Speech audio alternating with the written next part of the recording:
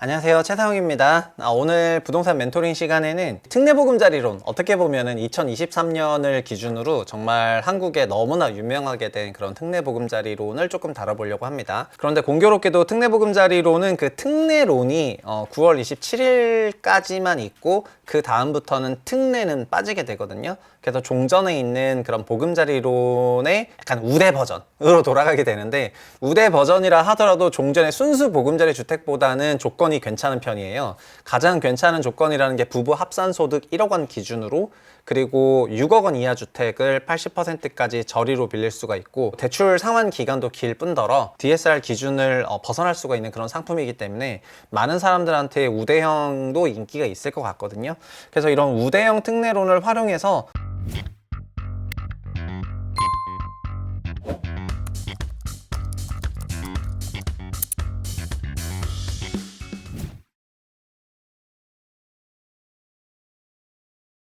이런 우대형 특례론을 활용해서 서울에 있는 6억 원 이하 아파트가 어떤 것들이 있는지 그런 거를 조금 소개해 보려고 합니다. 기본적으로 관계부처 합동 9월 13일 금융위에서 그 특례보금자리론 26일까지만 신청받고 27일부터는 접수를 중단할 예정이라고 했기 때문에 이번 주가 거의 마지막 주일 것 같고요.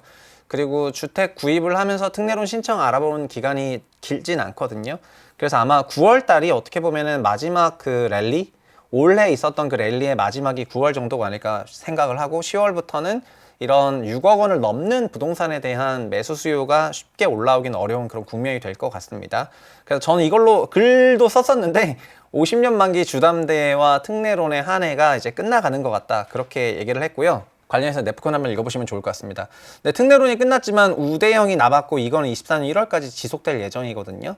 그리고 이 부분은 실제 저소득 및 실수요자의 주거비용 경감을 위해서 지원하겠다 이렇게 했기 때문에 우대형은 어쨌든 앞으로 한 3개월간 더 이어진다, 그렇게 생각을 하시면 좋을 것 같습니다. 근데 사실 우대론만 되더라도 제가 생각할 때는 엄청 좋은 그런 대출 프로그램이거든요.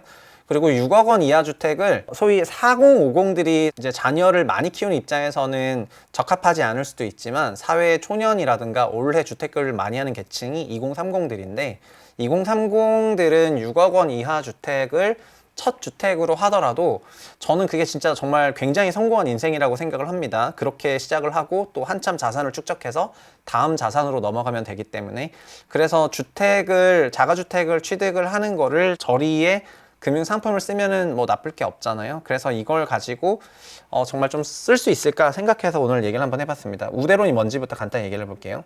주택가격이 6억 원 이하여야지 되고요. KB 시세랑 부동산 시세 공시 가격이 있는데 당연히 KB 시세 기준으로 이제 말씀드리겠습니다. 부부합산 소득은 1억 원 이하여야지 됩니다. 그리고 차주 특성에 따라서 우대형 기본금리랑 우대금리 별도 적용을 할 거고요. 이 대출 관련해서는 내용을 조금 알아보셨으면 좋을 것 같습니다. 이 우대형이라는 거는 특례 아낌 E 보금자리론하고 특례 그런 T 보금자리론이 있는데, 이게 10년, 15, 20, 30, 40, 50년 이렇게 금리 레벨들이 있거든요. 여기에서 이제 우대금리를 좀 더 받으실 수가 있으니까 그거를 이제 생각해서 받으시면 될 것 같습니다. 저소득 청년 가구다, 사회적 배려층이다, 신혼가구다, 또 미분양 주택이다. 신혼가구이신 분들이 이런 걸 쓰시면은 소득 기준 요건이 있긴 하지만은 어쨌든 이런 20BP를 받으실 수가 있으니까, 이제 외벌이인 경우이거나 아니면 합쳐서 진짜 부부소득 일부 이하이신 분들은 이런 걸 잘 신청하셨으면 좋겠고요. 그리고 LTV는 기본 70%인데 생초자는 80%까지 빌릴 수가 있고요. DTI 60 되겠습니다. DSR 받지 않고요.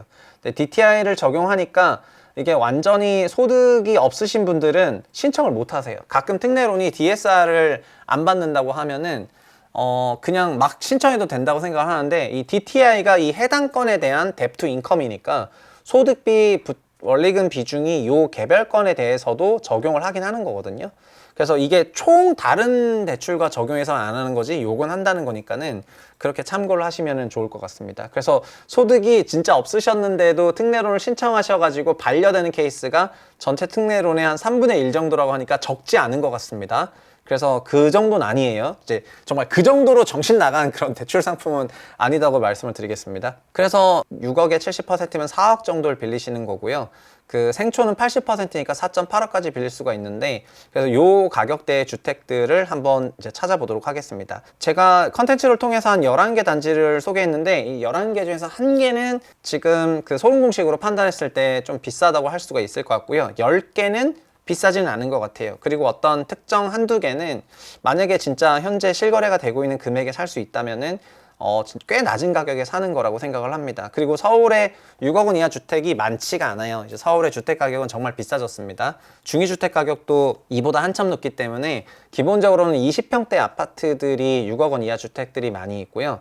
20이거나 22거나 25거나 이런 평들이 많고, 그래서 그런 거 위주로 이제 필터를 했습니다. 그리고 20평대 아파트는 확실히 교통이 좀 좋아야 되거든요. 그래서 주요 역세권 주변으로 골랐는데 몇 개만 보여드리도록 할게요. 첫 번째는 그 2호선, 7호선 이용이 편한 그 대림역 주변을 한번 보겠습니다. 여기 대림역이 있고, 대림역이랑 여기 구로구청역, 여기가 2호선과 7호선의 복합 환승 노선이 되겠습니다. 7호선을 타시면 강남구청역 방향으로, 노년 방향으로 쭉 가실 수가 있고, 그리고 2호선 타시면 을지로부터 강남까지 순환 노선이기 때문에 여기가 교통으로는 괜찮은데요. 이 주변에 보면은 이런 구로동 뭐 럭키 아파트 이렇게 길쭉하게 두 동으로 되는데, 이렇게 길쭉하게 돼 있다는 것만으로 여기가 복도식 아파트라는 거를 아마 눈치채셨을 건데요. 얘는 1992년식이고 15층으로 되어 있는 복도식 아파트입니다. 92년 준공됐으니까 꽤 오래된 단지라고 할 수가 있을 것 같고요. 용적률 260%고 건폐율 21%, 지상 주차 이렇게 되어 있습니다. 최근에 5억 4천에 거래가 됐어요. 평면은 이렇게 되어 있는데요. 20평대긴 하지만 전용 59니까 실제로 방과 거실과 주방, 식당이 그냥 정확한 사이즈대로 되어 있습니다. 요즘은 그 전용 59제곱미터가 그 방 3개로 설계를 해가지고 나오잖아요. 근데 과거에 이런 복도식 아파트를 지을 때는 방 3개가 나올 수 있는 그런 국면이 아니었습니다. 여기가 통로가 되어 있기 때문에 이쪽으로 확장을 할 수가 없고 이쪽으로만 확장할 수가 있어가지고, 이제 이쪽으로만 확장해가지고 발코니를 아예 없애는 것보다 이런 형태를 유지하는 게 좋아가지고 이렇게 되어 있는 단지들이 많습니다. 그래서 이게 신혼부부나 미취학 자녀가 있는 3인 가족 정도가 해당 주택에 거주하실 수가 있을 것 같고요. 그리고 매매 전세 실거래를 보면은 확실히 해당 아파트도 여기가 이제 코로나 때 되겠거든요. 코로나 시작 전에 보시면은 한 4억 7천 8천 정도 되는 가격에 전세는 2억 7, 8천 정도 되는 가격이었다가 이게 점핑 이게 거래 별로 없이 매매 실거래가 거의 7억까지 혼자 갔다가 지금 5억 4천 정도로 빠져 있는 겁니다. 그러니까 고점비 20% 조정을 받은 거죠. 고점에서 마이너스 20% 조정을 받았던 게 22년 가격이고요. 22년 가격에서 서울의 일부 구는 바닥에서 플러스 10%가 올라갔고, 아닌 데는 여전히 이렇게 유지가 되고 있어요. 그래서 이 아파트도 이 가격대에서 유지가 되고 있습니다. 그러니까 22년에 6억 원 후반까지 7억까지 갔다가 내렸고 20% 조정 받았죠. 그 다음에 계속해서 유지가 되고 있다, 그렇게 생각하시면 좋을 것 같습니다. 현재 전체적으로 그 여기 멀티플이 한 1.7배 정도 유지가 되고 있거든요. 그 소름 배율이 1.7배 정도가 유지가 되고 있는데 서울 평균 멀티플이 2배를 받고 있어요. 서울 평균보단 낮고, 낮은 이유는 주거 컨디션이 일반 서울 평균 일반 아파트 대비해서는 낮기 때문이라고 할 수가 있는데, 어쨌든 가격이 그렇게 아주 부담되는 그런 가격은 아니라고 할 수가 있을 것 같습니다. 서울 안에서 대림역 2호선 탈 수 있는 아파트 중에서는 가성비 아파트인 것 같아요. 그리고 92년식은 장기적으로 보면은 리모델링이나 재건축에 대한 그런 어떤 포텐셜이 있으니까 그걸 참조하시면 좋을 것 같고요. 같은 구로동에는 이화 우성 아파트라고 있습니다. 얘는 그래도 한 500세대 정도가 됩니다. 15층 계단식 아파트고요. 계단식 아파트 갖고 있는 장점이 있죠. 98년 준공됐으니까 좀 더 새 거고 용적률은 높습니다. 참고로 95년 이후에는 특례 용적률을 부여받은 아파트가 많아서 용적률 300%가 넘는 그런 단지들이 많이 있습니다. 그래서 90년대 후반에 건설된 아파트들 보면은 법정 상단인 300%를 넘는 단지들이 많고요. 이런 300% 넘는 단지들도 리모델링을 하게 되면 곱하기 1.2로 늘어나거든요. 그러면 그때는 아파트인데 용적률이 450%를 넘어가요. 그런 단지들이 많이 이렇게 돼 있습니다. 구로성 아파트도 가격 보시면 올랐다가 훅 조정받고 지금 이제 쉬고 있는데, 평면은 25평이 이렇게 방 3개로 빠져 있는 굉장히 깔끔한 그런 평면이라고 생각하시면 좋을 것 같고, 그래서 효율이 좀 높죠. 발코니가 이렇게 튀어나온 거는 그 인면 특화 설계를 한 건데, 외곽에서 봤을 때 조금 예쁜 그런 라운드가 져 있는 그런 발코니를 보시면 좋을 것 같고요. 여기도 이렇게 이쪽은 복도로 되어 있습니다. 중요한 거는 얘는 23년 8월에 5억 8천 정도의 거래가 됐고요. 이것도 맥스 7억이었습니다. 그러니까 이 아파트도 한 18% 빠졌던 거예요. 18% 빠졌다가 한 5억 5천 정도까지 갔다가 지금 조금 올라와가지고 5억 8천 정도 거래가 되고 있는 거고, 그래서 이렇게 오르다가 하락하고 조정을 받고 있습니다. 전세가율이 57%인데 이것도 역수하면 1.7배 나오거든요.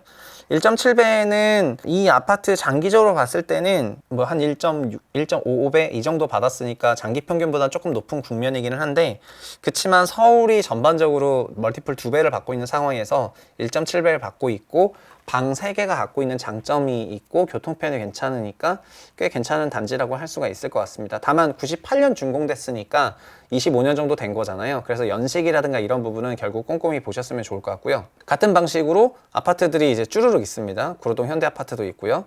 그 현대아파트도 이화 우성아파트와 유사하게 이렇게 도림천을 끼고 되어 있거든요.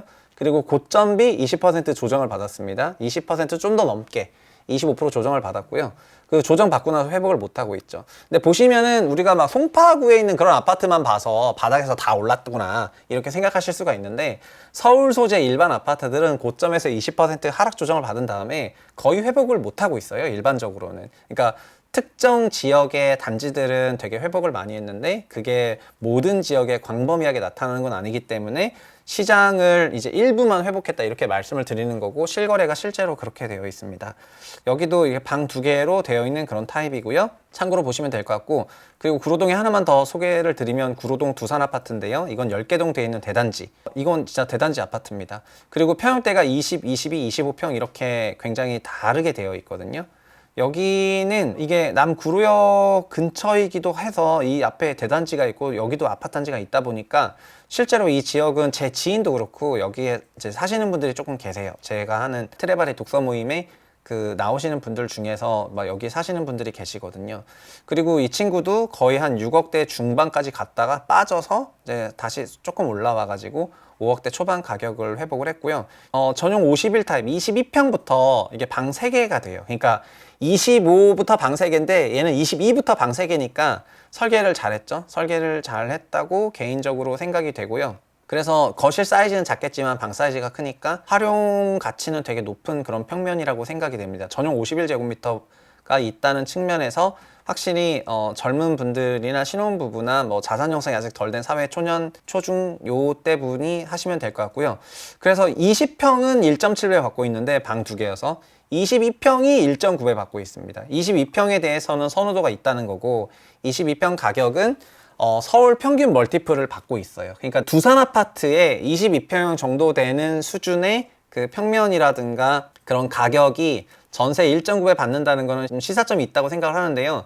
그러니까 약 2000년대 초반 아니면 98년에서 2000년대 지어지고 지하층이 있고 최고 층수도 높고 계단식으로 되어 있고 그러면서 방 3개 정도 나오는 이런 평면에 대해서 서울 평균적인 멀티플을 때리고 있어요. 그래서 그 컨디션 좀 아래면은 언더 멀티플을 받고, 그런 컨디션보다 좀 더 높으면은 뭐 1.9배가 아니라 2.0배, 2.1배 이렇게 받을 수가 있는 겁니다. 그렇게 생각하시면 좋을 것 같고요. 그리고 5호선 양평역, 저는 당산동에도 살았었는데 5호선 당산에서 하나 더 가면은 영등포구청 옆이 양평이거든요. 양평은 어디냐면은 이게 지도로 보여드리면요, 영등포구는 여기가 여의도라는 지역이고 여의도 옆에 이렇게 분포가 되어 있는데요, 이제 신길이나 이런 지역까지 다 커버하고 있습니다.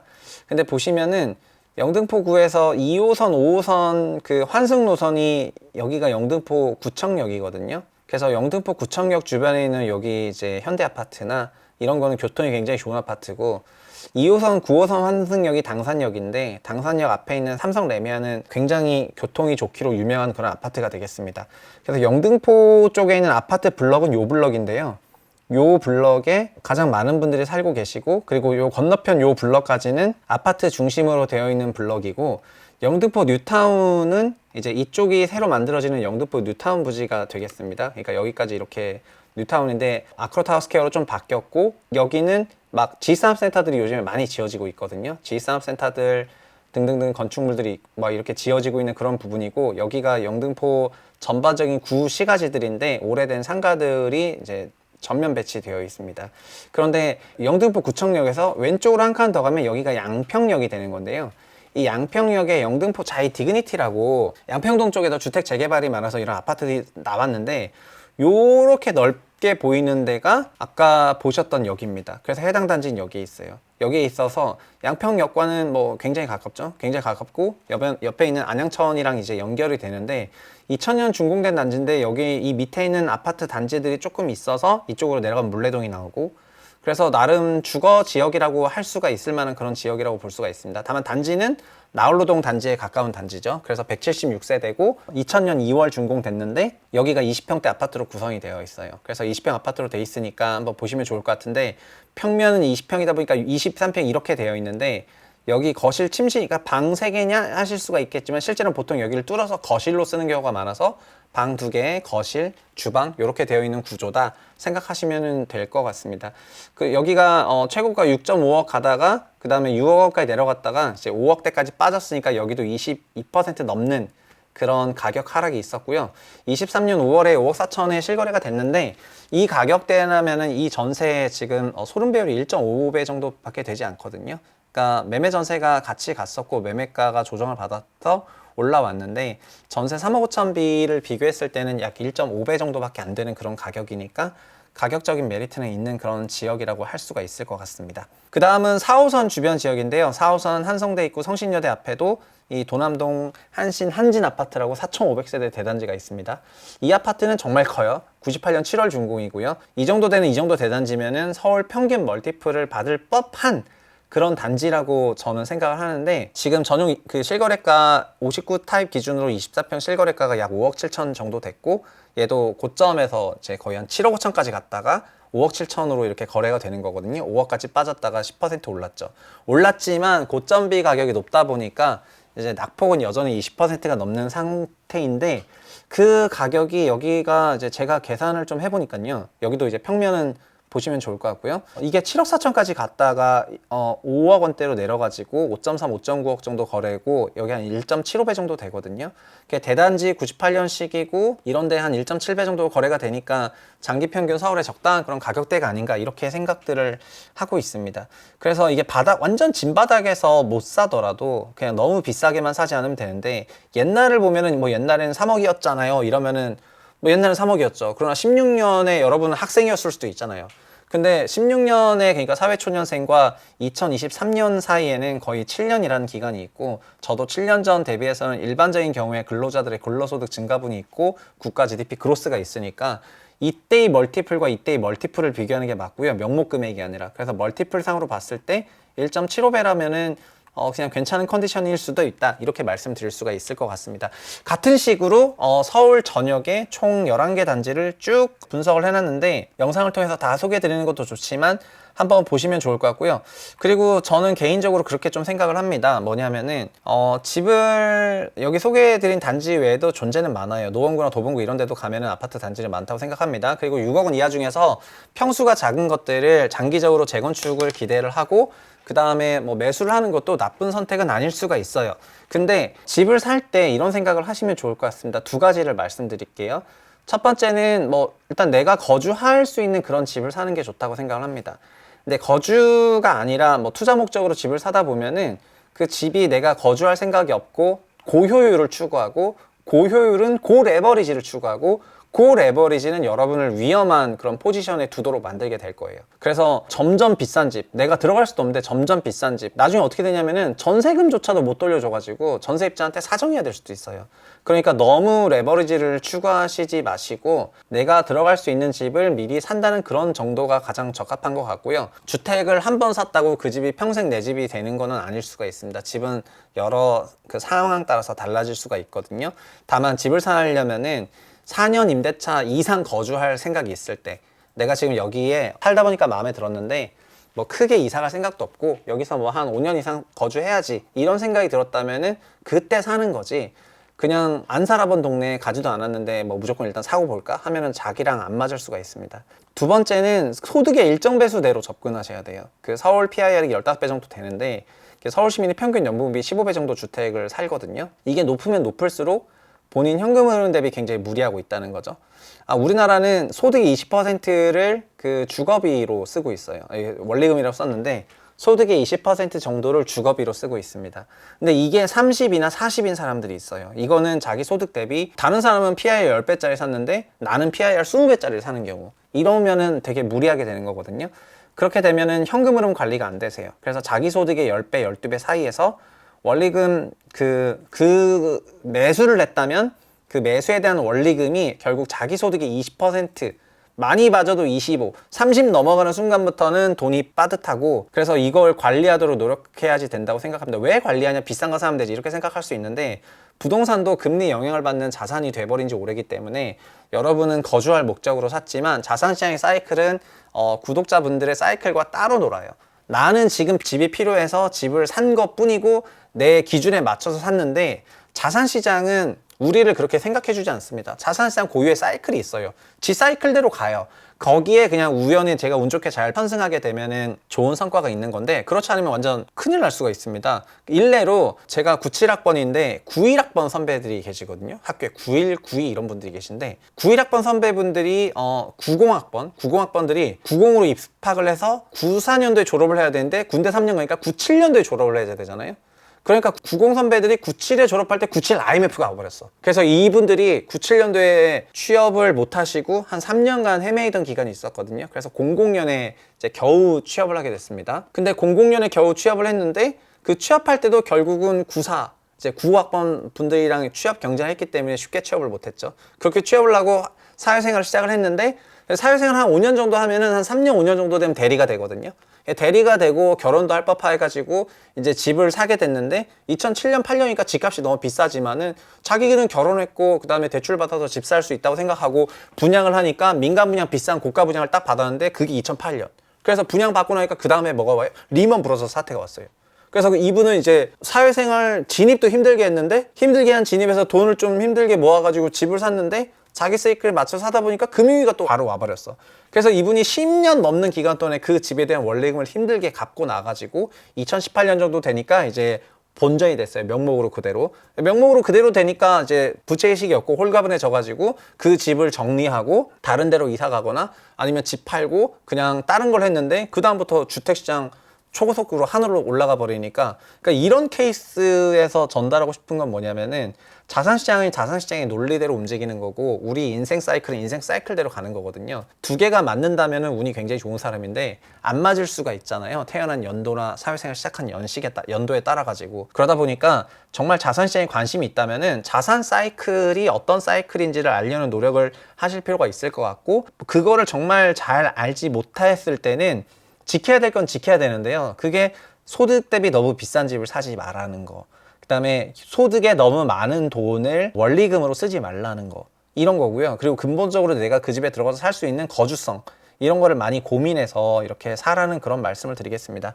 그래서 저희 뭐 채부심 채널이나 아니면 네프콘 통해 가지고도 단지들을 어느 정도 소개할 수 있는데, 결국 근본적으로 본인이 가셔야 되고요. 본인이 가셔서 진짜 탐방을 가면서 현장에서 내가 갔을 때 그 현장의 입지 환경, 단지 환경, 상품 환경이 그 금액을 제대로 잘 설명할 수 있는 금액인지, 이런 걸 비교하시면서 자기 스스로 판단을 하셔야지, 남이 어디가 좋다더라 하면은 그거 뭐 갭 투자하러 가시고 그렇게 하시면 정말 결말이 안 좋을 수가 있다, 이런 이제 경고성 메시지를 던지겠습니다. 오늘 영상은 한번 참고해 주셨으면 좋을 것 같고요. 네이버 프리미엄 컨텐츠에 나머지 리스트들도 다 올릴 예정이기 때문에 같이 한번 보시면 좋겠고 댓글로 남겨보도록 하겠습니다. 오늘 멘토링이 도움이 됐으면 좋겠고요. 저는 또 다음 시간에 찾아뵙도록 하겠습니다. 감사합니다.